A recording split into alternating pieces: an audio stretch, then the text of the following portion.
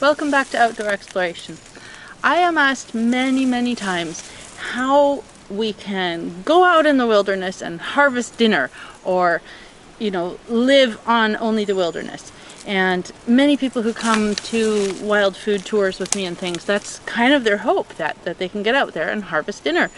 I think as the world encounters more and more social and climate issues, people are thinking more and more along these ways, but I thought it would be good to actually really talk about the feasibility of that.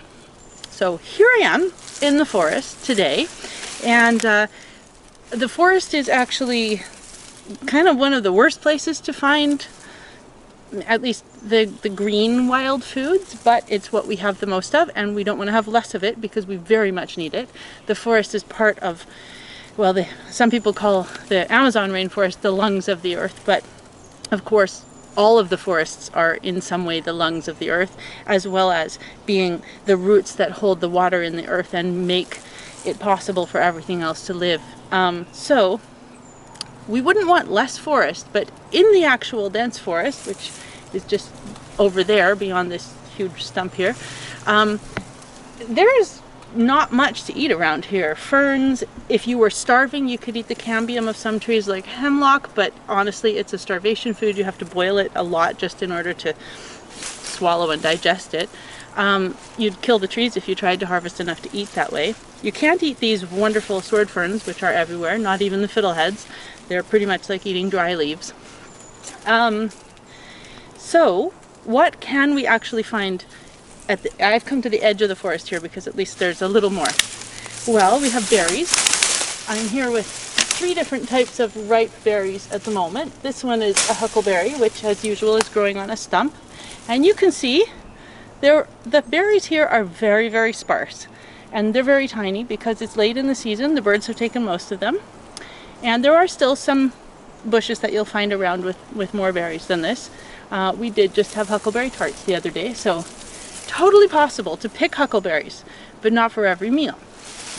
Beyond that, we have salmonberries right here, which this one's looking pretty scrappy. I think it's been eaten quite thoroughly by some deer and insects, and it is past salmonberry season, but you'll still find the odd one. This is a partial salmonberry hanging here. I personally wouldn't eat that. It looks like it's been chewed by something else. And yeah, some scrubby chewed branches here. If I come around this way and between the ferns over here, I arrive at one of my favorite berries, the stinkcurrent. And you can see the bounty of this bush. Here's a great looking specimen right there. This one is not quite ripe, a little dark one. There's a huge patch of stinkcurrants between me and the place where the forest picks up again over there.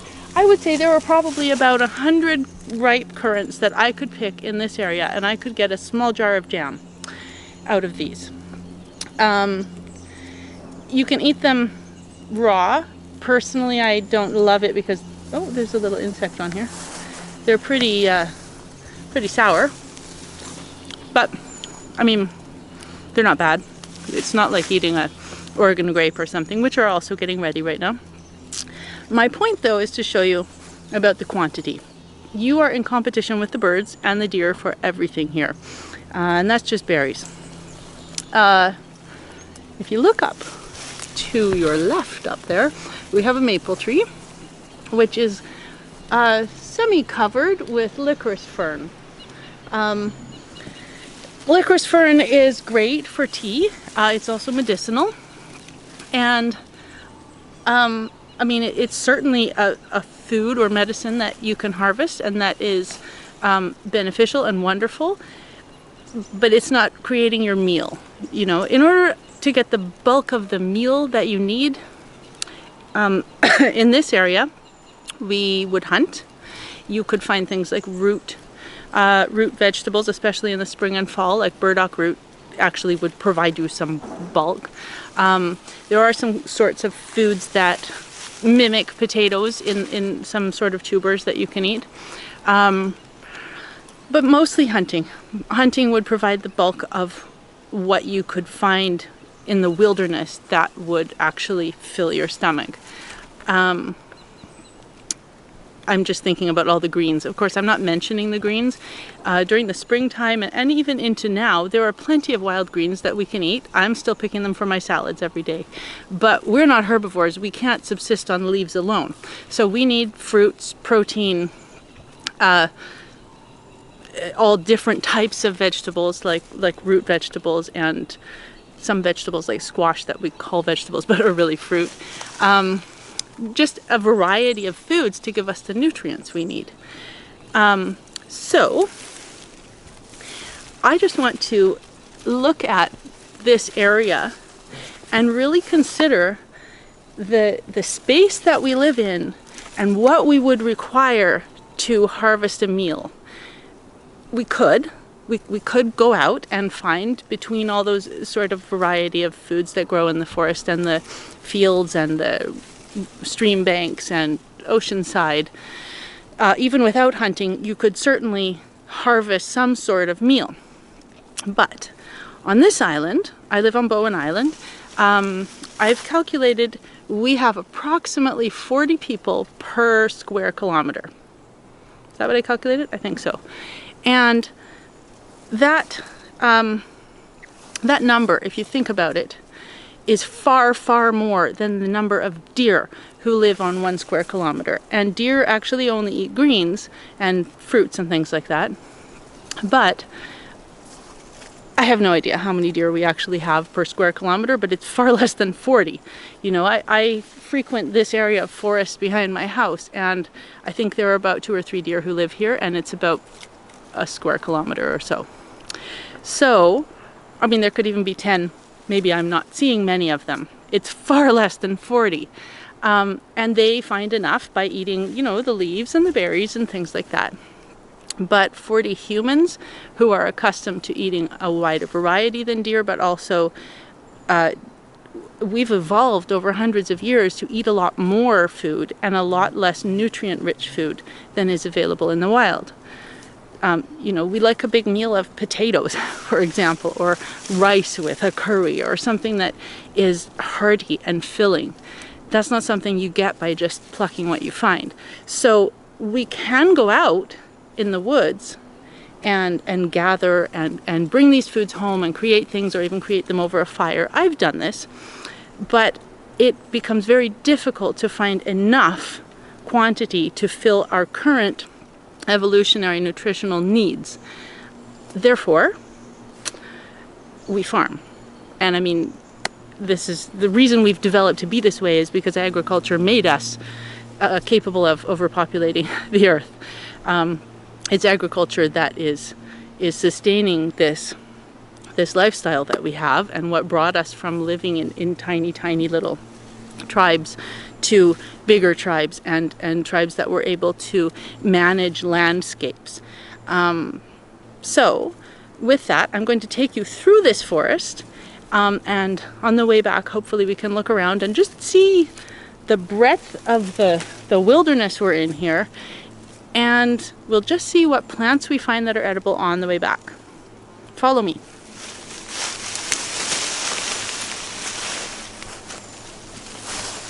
So as I'm coming through here, I see a few edible things. These are lady ferns, which are not currently edible. However, the fiddleheads in the spring are edible, and you certainly could get yourself a plate of lady fern or spiny wood fern fiddleheads. However, you don't want to do that too often, because the nutrient density, as I was saying, is very different from what we're accustomed to. It's something that you would have a few fiddleheads with a meal, for example. In addition to these, I saw, oh well, this is wood sorrel here. And I'll pull one out just to show you. It looks like clover. It's weedy. You'd find it in your garden quite often. It's totally edible. It has that sour sorrel flavor. I find it delicious. I put it in salads and smoothies. This is a green that is available most of the summer, and actually totally something I love. Not particularly filling, but enjoyable and wild. And I did see herb Robert, but I can't find it now. Anyway, let's see what else. Oh, some cleavers. Also, this is a wild, I should say invasive species, not that grass, but it's edible. The seeds are edible, but these aren't ripe. They're quite small and green, but they will turn brown and can actually be dried or maybe cured and ground up and used as a coffee substitute. But it's edible as a plant. I don't find it super amazing, but in smoothies it's great, you know. The stem is quite tough, so, you know, while you can eat it, you're just watching me chow down on all the weeds here. I wouldn't call this a bulking up kind of food, something to add a whole lot of to your meals. But it's out there. This is hemlock. Many people are afraid of it because it's called hemlock. It has no relation whatsoever to poison hemlock. That is in the carrot family. This is an evergreen tree. But these needles, you can see they're a brighter green on the end. These are the young needles, and in fact they're kind of maturing a little much for tea now, but you can harvest them and make a tea with them. You can also eat the cambium of hemlock trees. However, like I said earlier, that's starvation food.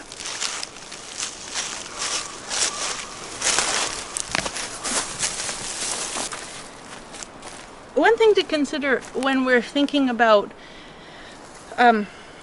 how we can live off, not off the land in the farming sense, but off of the actual wilderness as part of our ecosystem, is that the way people have done it for thousands of years now is by harvesting what there is when there is and preserving it. So for example, mushrooms. In the autumn, one of the very few things available are mushrooms and some roots. And if you want them at other times in the year, you dry them and use them later, along with fish and game, whatever kinds of meat you might eat if you were willing to do so.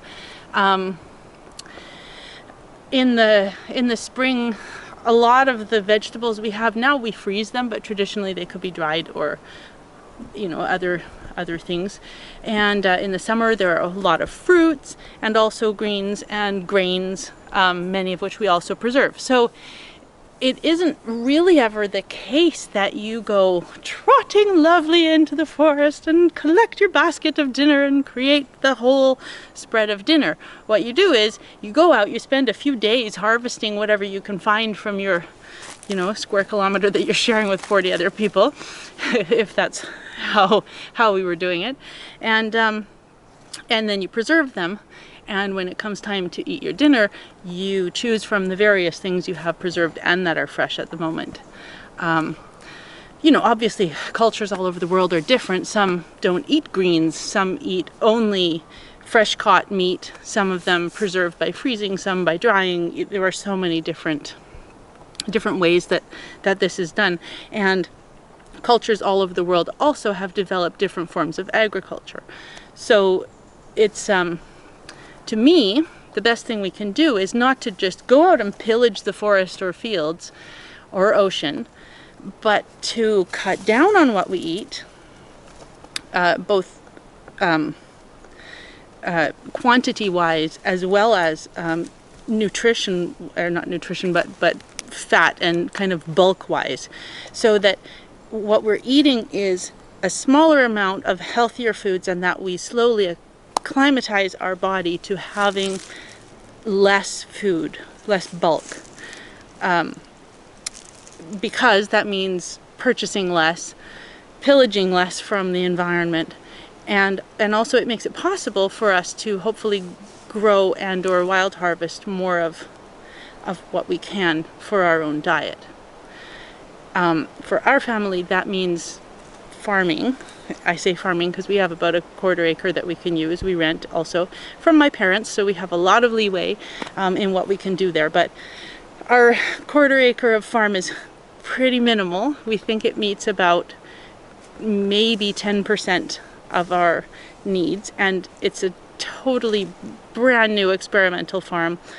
So, you know, there's a lot that we could produce more of if we were more skilled or more traditional in our farming methods, but we're really trying to do a no-till kind of regenerative farm.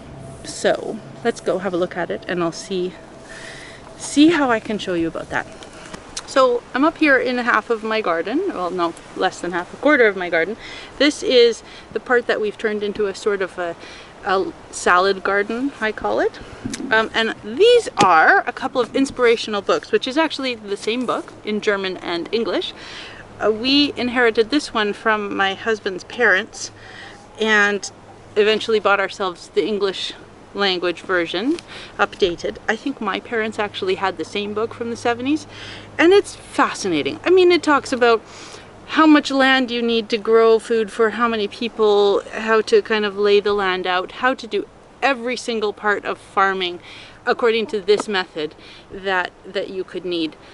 We're not following this method because this is more of a traditional farm method with rotating crops and having some animals, but it is partly holistic without including the wilderness. So what we're doing is basically the no-till wilderness food forest sort of project. I think that's what we should call it. God knows. So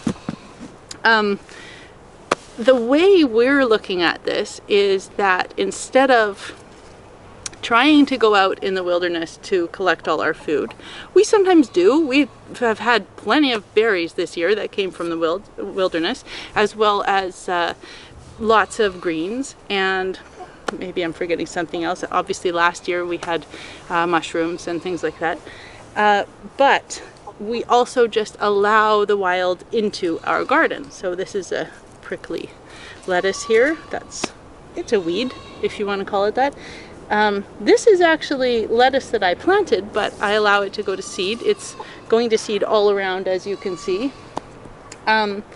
This is some nipplewort that is wild. I mean, it's an introduced weed, but it grows up in my garden and I use it for salads. So I just grazed this whole area for, you can see I have some more recently planted lettuce here, and back there I have some blush lettuce, as well as some sorrel. This is one of my tomato beds. Because I interplant a lot of things, I have tomatoes in about 4 places. But this is one of them. There are a few little tomatoes beginning back there. Tomatoes aren't very big back here this year. It varies how big things get in different parts of the yard. In fact, just 2 meters that way, they're almost twice the size. Also, this is one of our apple trees, which you know, feeds us as well as the ground. Speaking of which, I leave clovers and peas and things like that all over, and I'm going to be planting a lot more this year to fix the nitrogen. And of course there's all this hay you can see, which is actually the chicken bedding. So basically we keep chickens, which we've just started this year. If you've been following this video series, you will have seen those chickens. Maybe you even hear them clucking back there behind. But they will eventually produce eggs for us and meat, but also meanwhile all of their poop is, you know, it falls mostly in their bedding and out in their yards, and then we just scatter it in and among the garden. So if you think about the wild, basically the nitrogen fixing plants and the manure or poop of animals is constantly feeding the surface of the soil and being worked in by insects and small animals, and tilling by bigger animals when they pull things out to eat or kick things up with their hooves. So we're introducing the chickens and certain nitrogen fixing plants as kind of to make the system whole. And the point of it is that you're not tilling the soil, planting the soil, tilling the soil again, and slowly depleting the soil. You're constantly feeding it and just picking off the top what you want to eat. And that it's regenerative. So for example here, I have, this is a kale plant that has already gone to seed, but they're not cured yet. And here's one that's, well, it's sort of on its way. Let me open it up.